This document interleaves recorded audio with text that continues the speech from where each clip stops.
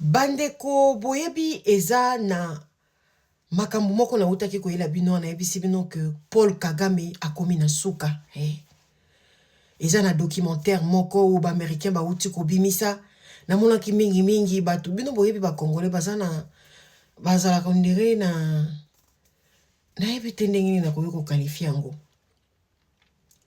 Documentaire wana eza kolakisa pe bokomona ba soldat rwandais bazali ko témoigner lolenge nini ezalaki bango interdit to eza interdit ba famille ya ba soldat balela bandeko na bango bakufaki na kati ya RDC pe batu nyonso bazwaki courage ya koposte bandeko na bango bakufaki na Facebook, na Instagram, na réseaux sociaux, bandeko gouvernement rwandais nzoka bandaki kolandela na ba famille wana. Vraiment c'est regrettable et ça fait très mal au cœur comme on a bandeko tomolo bara toujours même na RDC wana Félix Tshisekedi mais ya niveau ya Rwanda, mais je vous dis ça ne va pas bandeko na ko la mingi te documentaire on a yebisaki bino nazotela bino version française boyo kabe explication nini o baza koloba o ba soldat rwandais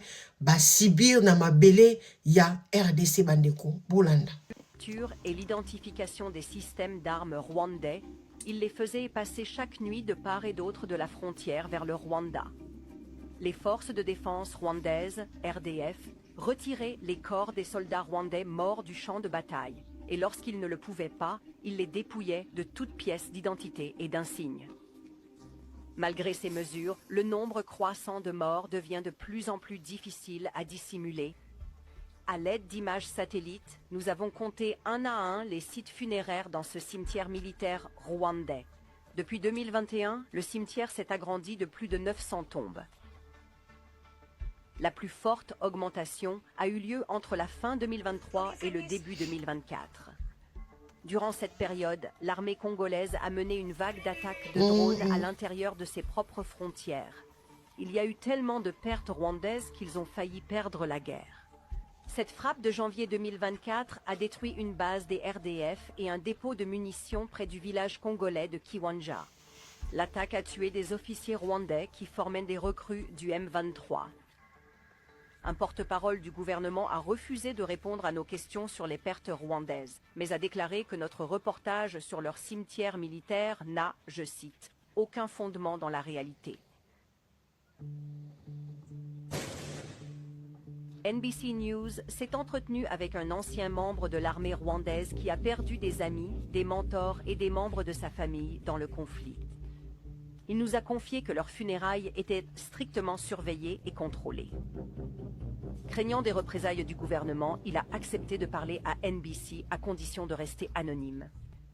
Il nous a fourni des documents et des sources corroborantes pour vérifier son témoignage. Pour garantir son anonymat, nous lisons un extrait de la transcription de son entretien. J'ai un membre de ma famille. C'est mon cousin. Il m'a appelé. Il m'a dit, l'ennemi est très dangereux ici. Il a dit, nous avons très peur. Et il tremblait. Vous savez, sa voix tremblait. Il est mort le 31 décembre 2024. On vous amène au cimetière, on vous montre le cercueil, puis on l'enterre, puis vous rentrez chez vous. Après cela, ils surveillent les familles, leurs conversations, s'ils partagent ce qui leur est arrivé. Ils sont censés rester silencieux. Pour de nombreux Rwandais, le chagrin est plus fort que la peur. NBC News a trouvé et vérifié 91 exemples de familles rwandaises qui ont défié les autorités en publiant des avis de décès de proches morts dans l'est du Congo. Quand quelqu'un est mort, parfois il ne reste plus rien à craindre.